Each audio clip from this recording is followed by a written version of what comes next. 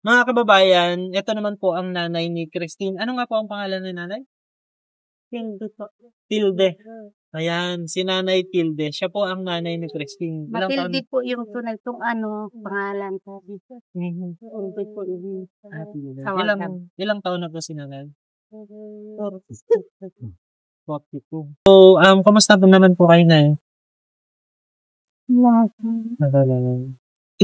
Kumusta po si Christine bilang anak? Ayos naman po. Ayos naman. Kailangan ko na ang gusto niyo ito nasip. Minsan po nag-aalala ako kasi minsan masakit yung ilo. Pag nag-ibig siya magating din. Minsan nga po nag-aalala nga po ako hindi na makatulog pag nagtagal siya doon kasi minsan po may nag-chat po na nag-chat sa akin. Pag-chat siya doon sa kanya mga sitadyan na nasakit lang ng ulo. Kaya po yung gabi po yung abos po, Chris. Hindi na ako makatulog dito sa bahay kasi nasa palon na po. Sinumpong po yung sakit ng ulo. Ano po ang anong ginawa mo, Christian? Ilang panay mo? Bias low po. Bias low. So, okay naman pagkatapos. Pero syempre, sa kagaya nga ni nanay na malayo yung anak, nakapatag-alalagan. Diba? Dito naman po sa bahay, kumusta po si Christine? Ito naman po, siya na po yung namin. Kasi yung kuya nga nabihipin sa po ang aking pong paan. Gusto ako po hindi lang kapag-gat-gat ng mabibigat na tulad po ng mga jug, yung lagayan po namin ng tubig, container, po kahoy, minsan po sila. Kaya nga po, katarbahan na sa kasino ang pagtatanim. Napakasipag. Balinghoy po at saka gado. Balinghoy at gado. Ano po ang pangarap ninyo para kay Christine? Pangarap ko po, tama talagang gusto po mag-aral. At ang gusto niya po ay maging teacher. Okay po sa inyo yun na maging teacher si Christine? Kasi naman po, kasi kung ano po yung gusto niyo. Kayo po ba ay nakapag-eskwela dito? Hindi po kayo nakapag-eskwela. Ano po ibig sabihin kahit grade 1 ho, hindi mo kayo nakapag-grade 1? Pero po, nakakasulat naman po ako ng pangalan po. Tapos nakakapag-bilang din po akong hanggang hanggang 100. 2014 po namatay yung tatay niyo. 11 years na din. So mula po noon, talagang ako lang po kayo na ako lang po yung nagtatanim. Pag minsan po araw po nasa taniman ako, pag gabi, minsan, naglalaba, kada ilan sila, 5 po yung akong asawa. Tapos nag-2020 po, nag-asawa po ako ng bago sa hindi po ako minsan. Katulong sana, tapos iniwan din po ako. Kinuha po sumama na po ulit sa nanay. Yung napangasawa po ninyo. Gaano katagal mo kayo na nagsama? Na 1 taon ho? Mahigit po, masakling taon. Kaya lang ang sumama na rin ho sa kanyang nanay. Pumunta po dito yung nanay niya ay na pabalikan. Tapos yun. So mula po noon, hindi na kayo nag-asawa? Ayaw niya na po? Wala na po kayong balak na mag-asawa pa? Bakit po wala na ng balak? Dapat na po yung mga anak ko kasi nga po na na po ako na kung nag-asawa yun. Minsan at saka matanda na rin po nung lupa. Saka siguro yung mga anak nyo to talagang kailangan ng gabay. Yan nga po. Pag-alaga po ng isang ina, ano, kasi hindi nakakatuwa naman po. At kung gano'n na, kumbaga, ay desisyon ninyo na hindi na nagagawa, at talagang natutupa na lamang ang kailangan na lang yung pamilya. Ano po? Sinabi din po yung aking nahing asawa na pag kung pupunta ako doon ako magkakahat sa kanila. Magsasama pa kami kasi doon. Siyempre, pinili ko ang aking mga anak at nag-aaral dito ang aking mga anak at nandito yung aming sanina na kasanayan na aking at saka gusto nila talaga nila mag-aaral. Kapag sumama ako doon, hindi na sila makapag-aaral kasi nasisira na yung nila. Pinili ko talaga ang aking mga anak. Sila ang aking suportahan sa Napakagandang desisyon ko nanay na pinili ninyo ang inyong mga anak. Dahil kumbaga, mag-iiba po yung sitwasyon. Ano po? Kung kayo ay pupunta din sa kanyang lugar at kayo ay magsasama. Ano po yung findings ba ng doktor? Bakit sabi ay wala ko ng sakit? Wala nga kasi nagpa-spray na po ako sa maguraw. Ang resulta, ang binigay lang to sa akin mo, examine.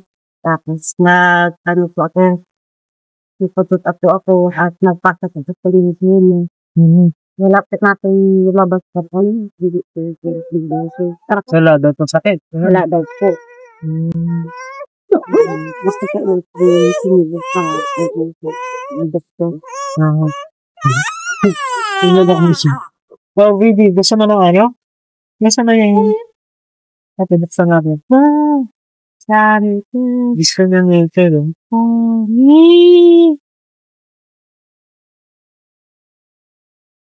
Parang hindi siya.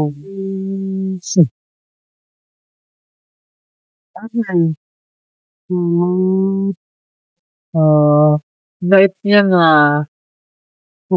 tindain. Sinastag bang umaga. Umaga ka kasi. So,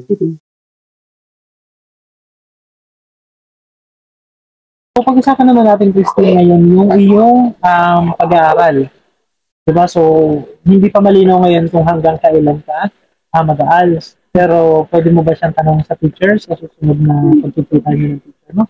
Yeah po. Kung kailan, ano? Para din alam natin kung ano ang mga susunod na hakbang natin para sa iyo. Ano? Okay. So, minsan ba, di ba, tinanong ko sa iyo kung paano makakatulong, kung ano yung posibleng maging tulong sa iyo at napag-usapan natin na kumbaga ay kung merong makakatulong sa pambaon, kahit pambaon na sa iyong pagliliguay. Wala ba nung mag-usap tayo, nagdasal ka ba na sana ay merong makarinig ng iyong prayers? Opo.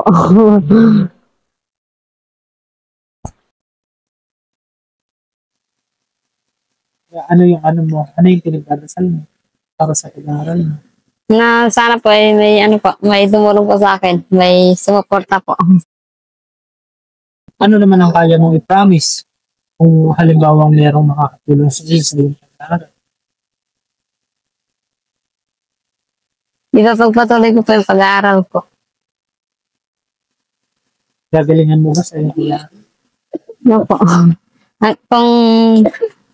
Kung saan po yung kaya yun. Kung ano, basta kakayanin mo. Opo. Yung gagawin ko pa yung best ko. Gagawin mo ang best. Opo. Ikaw ba ay dahil 18 ka na ngayon, di ba? Opo. Wala ka pa bang boyfriend? Wala po. Baka may bala ka naman boyfriend. Meron. Wala naman. Bakit? Ano ba ang priority mo? Makapagtapos po ng pag-aaral. Baka na nakapos na. Opo. Pag nakatulong na sa mga magulang. Opo. Na? Pagka kahit pa paano ay naabot mo na yung pangarap mo. Opo. Napaka-importante nun na unahin mo muna yung pangarap bago yung ibang bagay. Ikaw ba, naisip mo ba na sa pagbalik namin dito ngayon. Kasi halos 1 linggo pa lang naman mula nang kami ay dumating dito at nakausap ka, ano? Naisip mo ba na baka meron nang makakatulong sa iyo? Ayun po. Ha? Awan po. Hindi mo naiisip ka. Ganun. Hindi po. Pero pinagdadasal mo. Opo. That's maganda. Ang totoo niyan, bukod dito sa mga groceries na ito,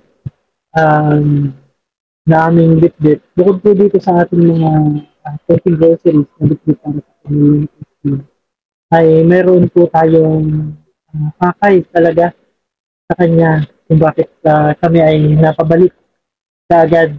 Ano? Ayan. So, malalaman mo yan next month.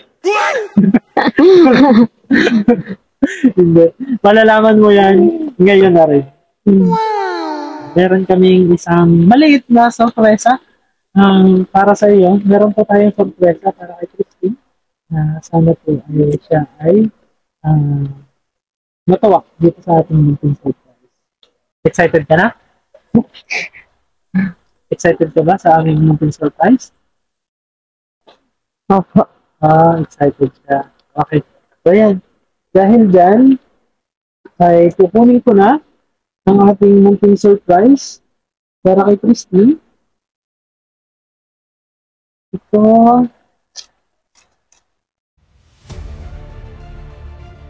po ang ating munting surprise para kay Christine. Isang envelope na kulay gold. Ano po kaya ang laman ng envelope na ito? Ng kulay gold na envelope. Ano po kaya ang laman?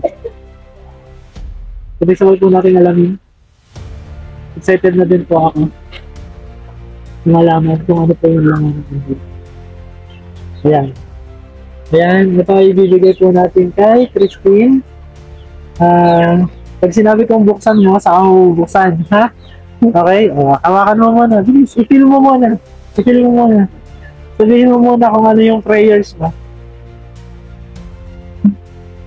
Okay? Ano? Naramdaman mo na ba? Na-fill mo na? Nahihiya po siya. Sige. Okay, so, ngayon ay pwede mo nang buksan at babasahin mo siya para sa amin. Ha? Okay, sige, buksan mo.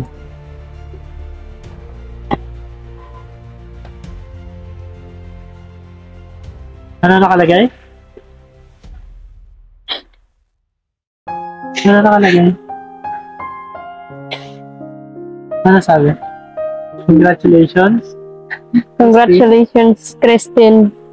Ano yung nasa baba? Ano nakalagay?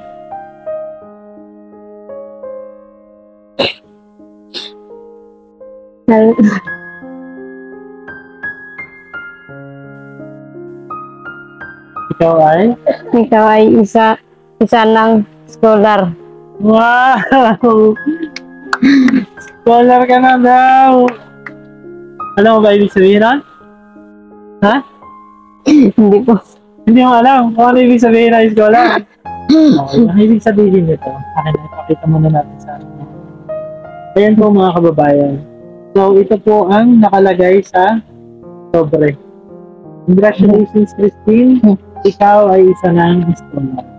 Ibig sabihin nito na ikaw ay isa ng scholar, merong isang tao na mag-i-sponsor.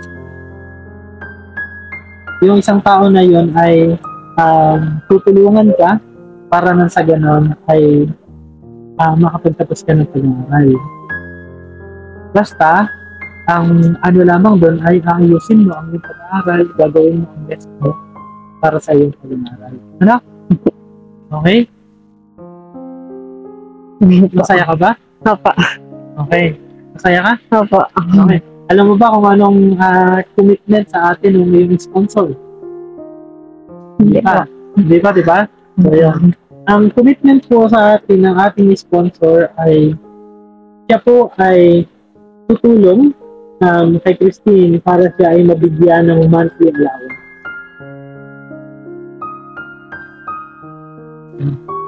Bibigyan kanya ng monthly allowance. At alam mo ba kung magkano yung monthly allowance na bibigyan sa'yo?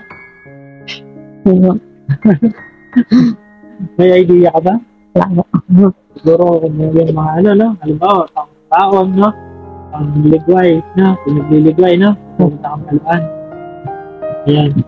Ayun po, mga kababayan, ang commitment po sa atin ng sponsor, si Christine, ay siya po ay magbibigay ng monthly allowance na nagkakahalaga ng 3,000 pesos.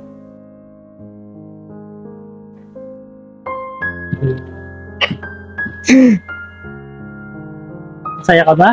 No. Gano'n ka saya? No. Saya ka? No po. So, yan. Ang monthly allowance po na ibibigay ng ating sponsor ay 3,000 pesos. At ang gagawin po natin doon sa allowance na matatanggap po ni Christine monthly, yan po ay isi-send ko sa picture dito kay Ma'am Jev. Kilala mo naman si Ma'am Jev, di ba? Ayan. So, kay Ma'am Jev, po isi-send yung monthly allowance pagka na-receive ko na galing sa sponsor. Tapos, ang gagawin natin dun sa 3,000 pesos ay kada linggo na kailangan mong magligway, hahati-hatiin natin yun dun sa 4 na linggo.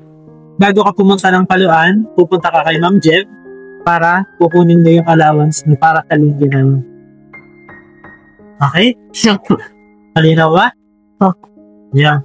Yun po ay para din po makumusta ni Ma'am Jev si Christine linggo-linggo kung kumusta siya sa kanyang pag-aaral, siya ba ay merong kailangan, para nang sa ganun po ay merong bisita o merong nakakausap si Christine tungkol sa estado ng kanyang pag-aaral. Kaya po ganun po yung gagawin po natin doon sa tulong na ibinigay po sa atin ng ating sponsor. At ito po, isang ikwento ko lang po sa inyo mga kababayan, kung paano nangyari na makalipas lamang ang isang linggo na ating pag-alis dito sa lugar nila Christine, ay mayroon na po tayong sponsor. Ang totoo po niyan, ang nangyari, ako po ay nakabalik na ulit ng Laguna mula nung nanggaling po kami dito sa lugar ni Christine, dahil dun po ako nagtatrabaho sa Taguig. So ganito po yung nangyari, na-post ko po yung video ng Friday. Nag-comment po siya ng kung paano po siya makakatulong dahil ang sabi niya nga po ay naalala niya yung buhay, nakaka-relate siya, nais siya kung malaman kung paano makakatulong. Kaya naman po ibinigay ko po sa kanya yung aking social media account, ang aking messenger, para na sa ganun po ay kami ay makakausap. Noong Sabado po ay hindi niya po ako nabalikan dahil busy niya po noong mga araw na yon. Kaya naman noong Sunday, na yun po talaga ay gayak ako na umuwi ng Mindoro, madaling araw po ay siya ay nag-chat po sa akin. Nakita ko po pagising po na nandun po yung chat at doon po napag-usapan na po namin yung tungkol sa kanyang pag-sponsor, tungkol sa kanyang pag-scholar dito po kay Christine. Kaya naman sobrang nagpapasalamat po ako sa ating sponsor. Ang pangalan po ng ating sponsor ay Ang pangalan po ng ating sponsor ay si Doktora Samantha Gray. Ayan, siya po ay isang doktora. Siya ay Pilipina na doktora pero siya ay nakabase sa Dubai.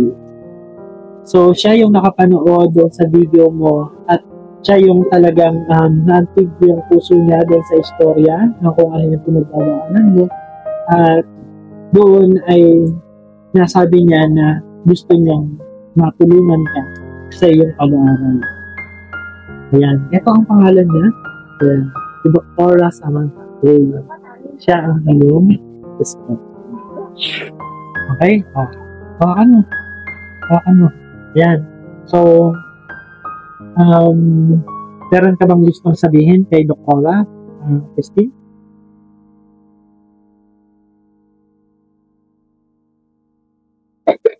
Sabi ko pala ay salamat po.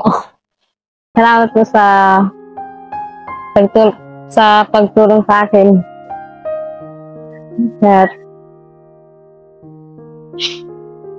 pinapangako ko po sa inyo na papagbutihin ko po ang aking pag-aaral.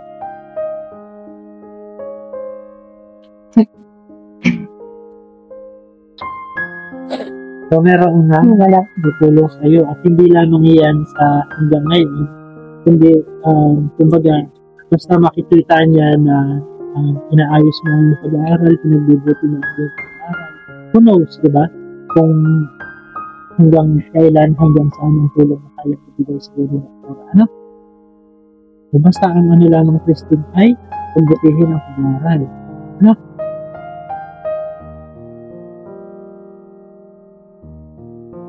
Masaya ka ba?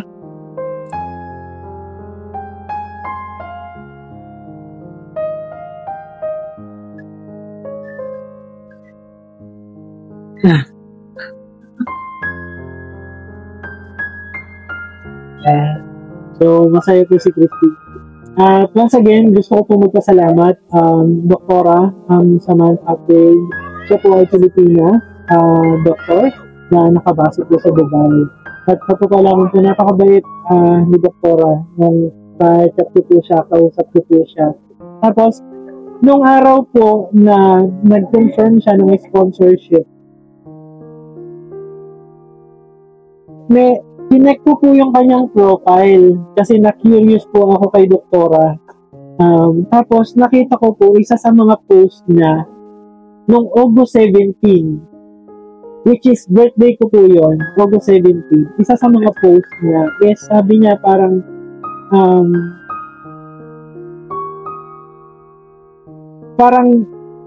when you feel like there's no hope, kung pakiramdam mo wala ng pag-asa. Sabi niya, isa-surprise ka ni Lord. Kasi, doon sa mga panahon na akala mo wala na, si Lord nandyan lang. Si Lord, papakinggan niya yung dasal mo, nakikita ni Lord kung ano yung laman ng puso mo. Kaya, siguradong God will provide talaga. Kaya nga sabi ko nung nabasa ko yun, tapos nung nag-chat kami, sabi ko, I am humbled once again by God's glory. Kasi parang iniisip ko po dahil alam niya naman po nagsisimula pa lamang ako dito sa charity vlog.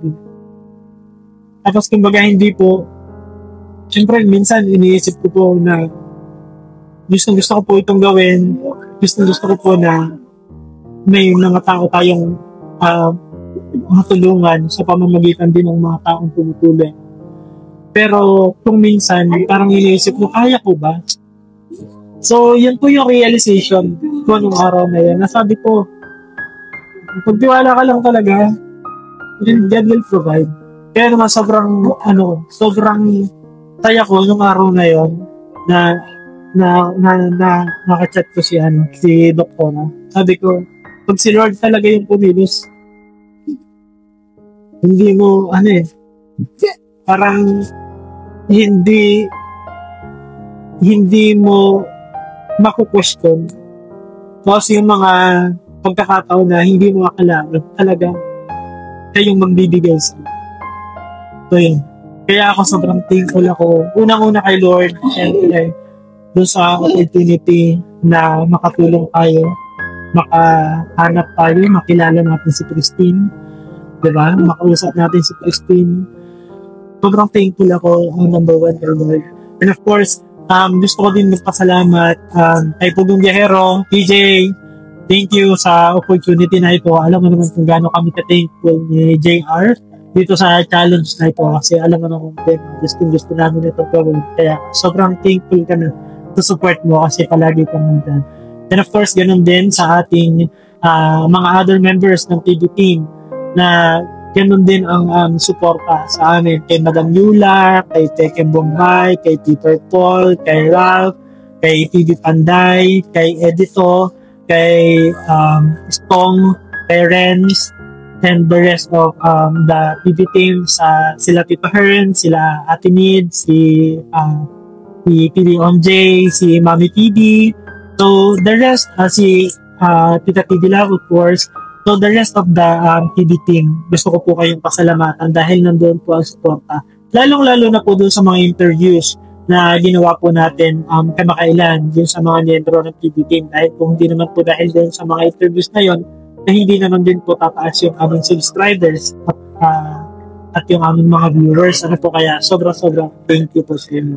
And of course, hindi po natin makakalimutan ang kauna-unahang sponsor natin sa ating kauna-unahan din na scholar. Of course, ang ating kauna-unahang scholar po ng Tips TV / PB Pugong Biyahero team. Kung tayo po ay papalaki ng magong part ng PB team, ano po, ay si Christine Ronday dito po sa Mindoro, dito Pinagbayanan. And of course, sa atin pong kauna-unahan na sponsor ng ating kababayan na taga rito po sa Pinagbayanan is of course si Doktora Samantha Craig. Doktora, thank you so much po. I thank God for your life. I thank God for your existence. And palagi ko pong ipag-pray at pinag-pray na sana ay i-guide niya pa po kayo palagi. At sana po ay lagi kayong nasa sa mabuting kalagayan. Ang inyong health especially, sana po ay kayo ay palaging nasa sa okay ang inyong pakiramdam. Kaya naman po, thank you so much po. At ganoon din, siyempre hindi naman po lalaki ang ating channel, hindi dadami ang ating viewers, hindi sa ating mga subscribers and viewers. Kaya naman, thank you so much po. Walang hanggang salamat po ang itinaabot ko sa inyo. Lagi niyo po sanang isipin na sobrang malaki po ang pasasalamat namin sa inyong panonood, sa inyong hindi pag-skip ng ads, sa inyong pag-subscribe. At kung hindi pa po kayo nakasubscribe, ay maaari din po kayo mag-subscribe sa aming channel kung hindi po nagugustuhan ang aming mga content. Ayun, maraming salamat po. Ay, po, maraming salamat po sa Panginoon. Pangalawa po yung mga nagtanong nito. Maraming salamat po. Ayun po. Tapos meron pa po kaming isang magandang balita po para sa inyo. Si Christine po ay isa ng scholar.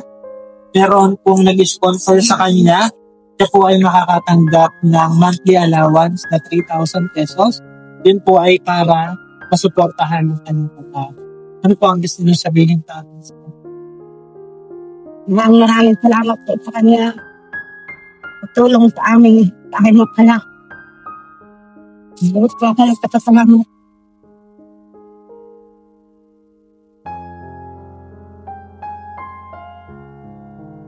Suporta. Pag-aaral. Salamat po, Nanay. Actually, napakalaking bagay po noon na kayo po ay susuportan.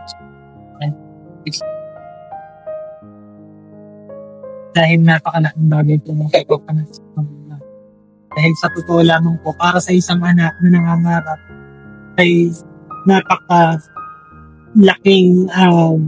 tulong na merong suporta ang kanyang mga magulang. Kahit hindi financial, pero yung alam niya na kayo ay naniniwala doon sa kanyang pangarap, napakalaki. Kaya sa ngayon ay magpapaalam na po kami, Nanay, Christine. So, Maraming salamat po sa inyo. So, ganun po. Mag-iingat po kayo dito palagi. Ano po? Tapos, Christine, pagka yung i-message mo ako, ha? Kasi friend naman na tayo sa Facebook. Message mo ako kung kumusta ka na, kung ano ang sakto ng iyong pag-aaral, ha? Mali po mga kababayan, ay magandang umaga po sa inyong lahat. At ngayon nga po ay naririto tayo sa Pinagbayanan Elementary School. At kasama natin si Ma'am Jeverly Fareñas. Si Ma'am Jeverly po ay ang dating teacher ni Christine Ronday na ating nakausap. Good morning po, Ma'am. Morning po. Ayun. So, dahil si Ma'am Jeverly po yung nagsabi sa akin na si Christine ay ang isang bata na kumbaga ay nakikita niya na masikap at may pagpupursige sa kanyang pag-aaral, kaya po yun ang binigay niyang pangalan. Ma'am, ano po ba ang nakita niyo kay Christine nung siya ay estudyante pa? Kasi po nung estudyante ko siya, talagang kung ikukumpara mo yung level ng learning niya dun sa mga bata, above average na siya. Kasi from grade 3 lang kasi siya Grade 3 lang yung kanilang pinapasukan. So, tapos overage na sila yung mga exam niya, mga perfect, so sabi ko sa kanya, bakit hindi ka nalang mag-ALS?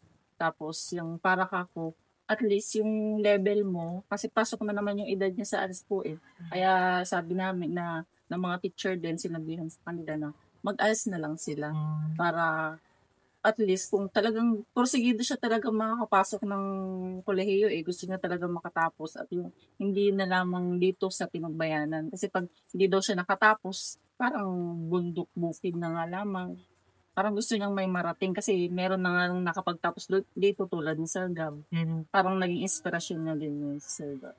Yun nga po. Siya po yung nabanggit din ni Christine doon sa dati nating pinalabas na si Sir Gabriel. Siya po ay isa rin katutubo na kasalukuyan na isa ng teacher sa Kalansan. ALS din po siya. ALS din po siya, opo. Nag-ALS din lang po si Sir Gab, tapos nakapag-college siya po siya. Sa kabutihang palad naman po, nakapasa sa board exam at permanent na sa Kalansan. Wow, grabe. Kaya naman po pala may pinaghuhugutan ng inspirasyon nito si Christine dahil kagaya niya ay nag-ALS din. Opo, ALS si din. Sir Gabriel. Ayun po mga kababayan. At yun nga po, yung gaya po ng nabanggit natin kanina, dahil may good news po kami, si Christine po ay meron ng sponsor. Ayun. So, meron na po siyang sponsor na magpo-provide sa kanya ng kanyang monthly allowance for 3,000 pesos. Ngayon, tulong na po yun. Yes po. So, ang nabanggit ko po sa kanya ay, kumbaga para maibigay namin sa kanya yung kanyang monthly allowance ay sa inyo po namin papadaanin yung allowance para na sa ganun ay makumusta din po kumbaga sa kanyang weekly na progress doon sa kanyang pag-aaral. Okay naman. Okay naman po. Siyempre mo, gusto ko rin ako makatulong kahit simple. Dahil nagpapa-Gcash din naman po ako, pero hindi na natin po bibigyan sila ng charge. Wow! Pwede rin po sa, meron din po akong land bank. Okay. Sige po. So, ganun po yung magiging arrangement natin. Si Ma'am Jev po ang ating magiging parang coordinator doon sa ating ipapadala po na allowance kay Christine.